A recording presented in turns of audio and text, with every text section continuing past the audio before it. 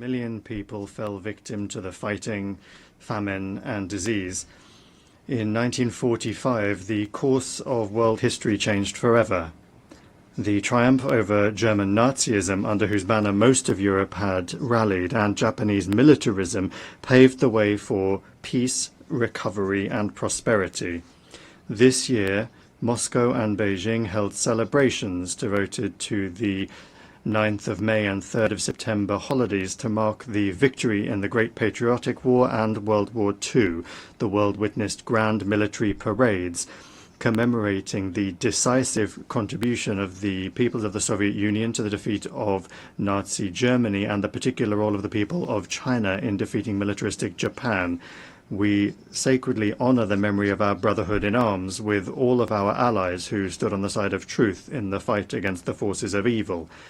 One of the enduring outcomes of that war was the creation of the United Nations. The principles of its charter, agreed upon by the founding fathers of our organization, continue to serve as a shining beacon of international cooperation. They embody centuries of experience of the coexistence of states and remain fully relevant in the age of multipolarity. The only thing that remains is for all member states, without exception, to adhere to those principles in full, in their entirety, and as they are interconnected. In practice, however, things look different. Widespread, gross violations of the principle of the sovereign equality of states are undermining faith in justice itself and leading to crises and conflicts. The root of the problem lies in the incessant attempts to divide the world into us and them, into democracy and autocracy, into a blooming garden and a jungle, those who are at the table and those who are on the menu, into the chosen ones who are allowed everything and the rest who for some reason are obliged to serve the interests of the golden billion. We advocate for unquestioning adherence to the principle of equality. It is the guarantee that all countries will be able to take their rightful place in the world order, regardless of their military might, the size of their population, or the size of their territory and economy. The principle of the non-use of force and threat of force has also been repeatedly flouted by the West. The NATO bombing of Yugoslavia, the invasion of Iraq by the US-led coalition, and NATO's military operation for regime change in Libya all ended in tragedy. Today, Israel's illegal use of force against the Palestinians and aggressive actions against Iran, Qatar, Yemen, Lebanon, Syria, and Iraq threaten to blow up the entire Middle East. Russia firmly condemned the attack by Hamas militants on Israeli civilians on the 7th of October 2023. However, there is no justification for the brutal killings of the civilian population of Palestine or for terrorist attacks. There is also no justification for the collective punishment of Palestinians in the Gaza Strip, where Palestinian children are dying from bombing and starvation. Hospitals and schools are being destroyed, and hundreds of thousands of people are being left without shelter. There is no justification for plans to annex the West Bank. We are essentially dealing with an attempt at a kind of coup d'etat aimed at burying UN decisions on the creation of a Palestinian state.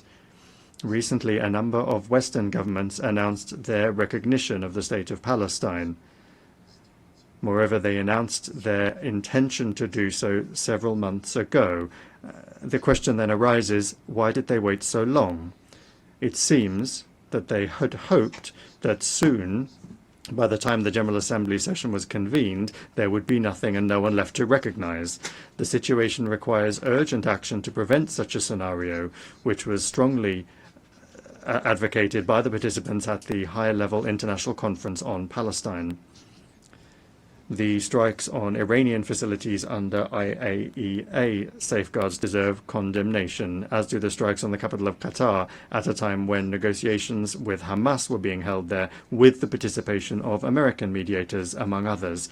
Yesterday, in the Security Council, the West rejected a rational proposal by China and Russia to extend the 2015 agreement on Iran's nuclear program in order to allow time for diplomacy. This has finally exposed the West's policy of sabotaging the pursuit of constructive solutions in the UN Security Council and its desire to extract unilateral concessions from Tehran through blackmail and pressure.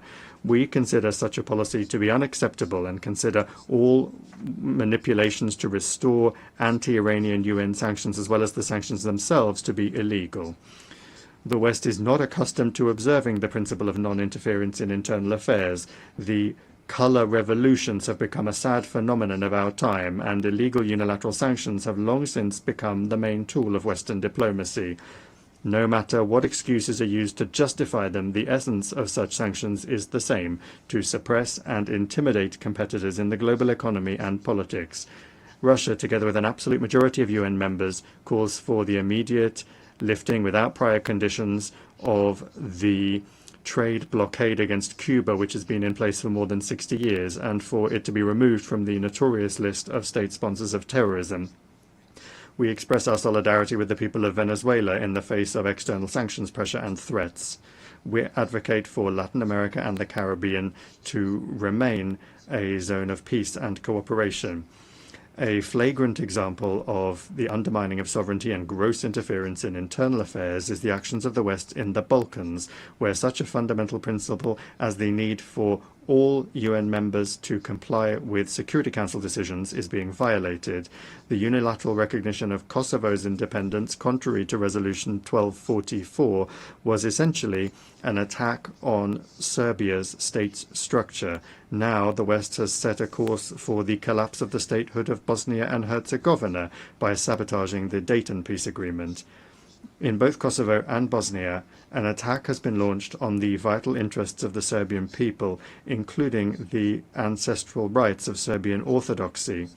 Similarly, the Kiev regime, which seized power as a result of an anti-constitutional coup organized by the West in 2014, has set a course for the elimination of the canonical Ukrainian Orthodox Church and the legislative eradication of the Russian language in all spheres, in education, culture, and the media. Ukraine is the only country in the world that has legislatively banned the use of the native language of almost half of its population. Arabic is not banned in Israel, and Hebrew is not banned in Arab countries and Iran, but Russian is banned in Ukraine. Let me remind you that Article 1 of the UN Charter states the need for respect for human rights and fundamental freedoms for all, without distinction as to race, sex, language, or religion. Europe remains silent on this issue, as it is the European goal of inflicting a strategic defeat on Russia. To this end, the Ukrainian regime is permitted to do anything, including terrorist attacks against politicians and journalists, torture, extrajudicial executions, indiscriminate bombings of civilian targets, and reckless sabotage of nuclear power plants. As President Vladimir Putin has repeatedly emphasized, Russia has been and remains open to negotiations on eliminating the root causes of the conflict. Russia's security and its vital interests must be reliably guaranteed. The rights of Russians and Russian-speaking people in the territories that remain under the control of the Kiev regime must be restored in full.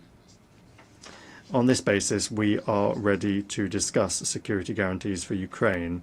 So far, neither Kiev nor its European sponsors seem to realize the gravity of the situation or to be willing to negotiate honestly. The North Atlantic Alliance continues to expand right up to our borders, contrary to assurances given to Soviet leaders to advance not a single inch to the east. Contrary to the commitments made by NATO members at the OSCE to respect the principles of the indivisibility of security and not to strengthen their own security at the expense of others and not to strive for dominance. We repeatedly propose that NATO capitals respect their commitments and agree on legally binding security guarantees. Our proposals in 2008 and the subsequent ones, including in December 2021, have been ignored and continue to be ignored to this day. Moreover, threats of the use of force against Russia are increasingly being made. Russia is being accused of almost planning to attack the North Atlantic Alliance and the European Union countries.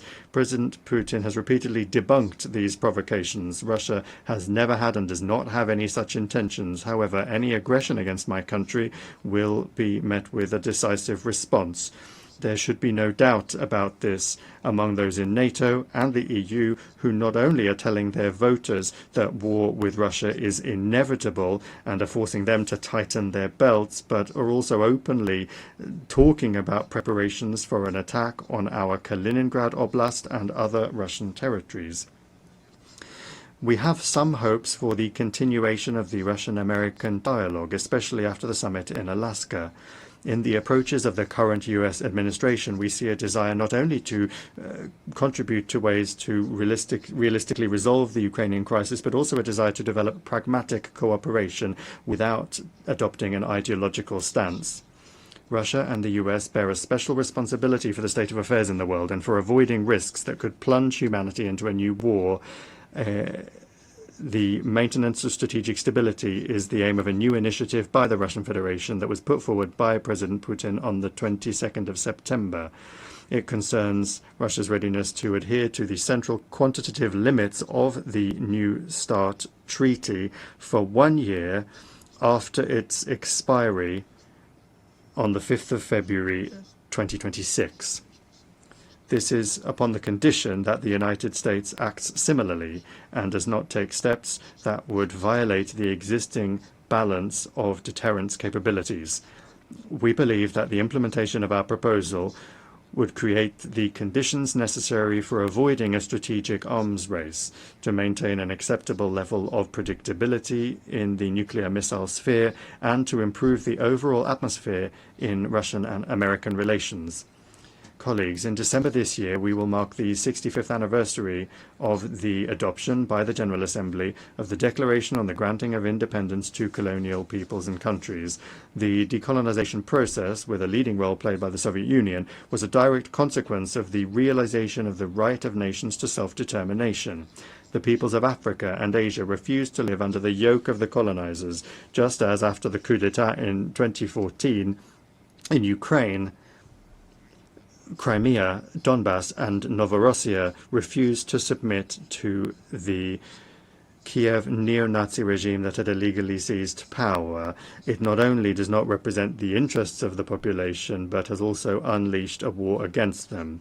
In both cases, the principle enshrined in the 1776 Declaration of Independence and subsequently reaffirmed by many American presidents was put into practice. The following principle: governments derive their just powers from the consent of the governed.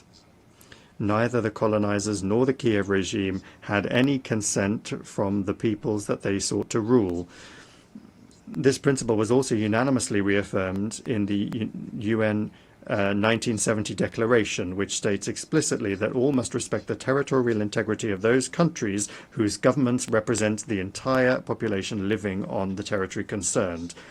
Today, Africa and the entire Global South are experiencing a new awakening, striving for complete independence, and the UN must not be indifferent to that.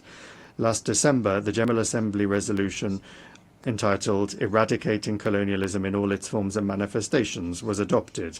We call for the next step to be a decision to declare the 14th of December the International Day for the Elimination of Colonialism. We welcome the role of the Group of Friends in Defense of the UN Charter in consolidating efforts to counter neo-colonial and other discriminatory practices against the global majority, and we invite all independent states to join the membership of that initiative and that group. The current balance of power in the world is radically different from that established 80 years ago.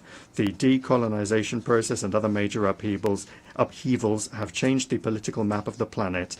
The global majority is loudly asserting its rights. The Shanghai Cooperation Organization and the BRICS play a special role as mechanisms for coordinating the interests of the countries of the Global South and East. The influence of the African Union, CELAC, and other regional associations is growing. These new realities have not yet been adequately reflected in our organization's institutional framework. The issue of Security Council reform is particularly important. Russia calls for its democratization exclusively through the expansion of the representation of Asia, Africa, and Latin America. We support the application of Brazil and India for permanent seats on the Council, while at the same time correcting the historical injustice towards Africa within the parameters that have been agreed by the countries of the continent themselves. Recently, Secretary-General Antonio Guterres proposed a comprehensive reform of the UN. We are not opposed to an open discussion of this initiative. The guiding principle should be the UN's return to the fundamental principles enshrined in its charter, which the West for many years has been seeking to replace with its rules-based order. It's important that the work be carried out transparently, with the participation and consideration of the interests of all member states. We call on the Secretary-General and all Secretariat staff to strictly adhere to the principles of impartiality and equidistance in accordance with Article 100 of the Charter. Attempts at a palace coup in the Secretariat, its privatization by a small group of countries, must not be allowed. The composition of the Secretariat should reflect the new realities and ensure the fair representation of the countries of the global majority. We look forward to a constructive discussion of the organization's development at a special meeting of the Security Council, which Russia, as president, plans to organize on United Nations Day on the 24th of October. UN reform is only a part of the complex task of transforming the entire system of global governance, including the genuine democratization of the IMF, the World Bank, and the WTO, commensurate with the weight and role of the Global South and East in the world economy, trade, and finance. Discussions of global reforms cannot ignore the fact that the international security situation today is deteriorating. I have already spoken about the reasons for this, and I'll repeat that the main one is the desire to maintain hegemony through military force. More and more countries and regions are becoming involved in confrontational schemes. NATO is finding itself cramped in Europe and is penetrating into the Pacific Ocean, the South China Sea, and the Taiwan Strait, undermining the universal mechanisms of ASEAN and creating threats not only for China and Russia, but also for other countries that are located in the region. This new stage of expansion is justified by NATO leadership with the slogan of the indivisibility of Euro-Atlantic and Indo-Pacific security, and they're trying to use this slogan to surround the whole of Eurasia with a military ring. Russia and its like-minded partners are offering a constructive alternative to this dangerous course, to build in Eurasia an architecture of equal and indivisible security, not just for NATO members and their allies, but for all countries and associations on the continent without exception, including the SCO, the CIS, ASEAN, the EAEU, CSTO, the Gulf Cooperation Council, and others. To this end, Belarus and Russia, as partners in the Union State, are proposing the development of a Eurasian Charter of Diversity and Multipolarity in the 21st century. A truly continent-wide process is unavoidable after the West's behavior has rendered the Euro-Atlantic security model based on NATO, the EU, and the OSCE meaningless. We see no prospects for restoring this model in Europe in its former form, as some European capitals have suddenly started to contemplate. When talking about the future, we must not forget the lessons of the past, especially in a situation where Nazism is rearing its head again in Europe and militarization is gaining momentum under the same anti-Russian slogans. This is all the more alarming given that a number of politicians in power in Brussels and in some capitals of EU and NATO countries are seriously beginning to talk about a third world war as a likely scenario. These figures are undermining any efforts to find a fair balance of interests among all of the members of the international community, by trying to impose their unilateral approaches on everyone else in gross violation of the key charter requirement, which I have repeatedly mentioned already, that is the respect for the sovereign equality of states. It is this equality which is the foundation for the objectively emerging multipolarity. Russia is not agitating for revolution against anyone. Our country has suffered more than others from revolutions. We are simply calling on member states and the Secretariat's leadership to strictly adhere to all of the principles of the UN Charter without exception, without double standards. Only then will the legacy of the founding fathers of the UN not be squandered in vain. Thank you for your attention.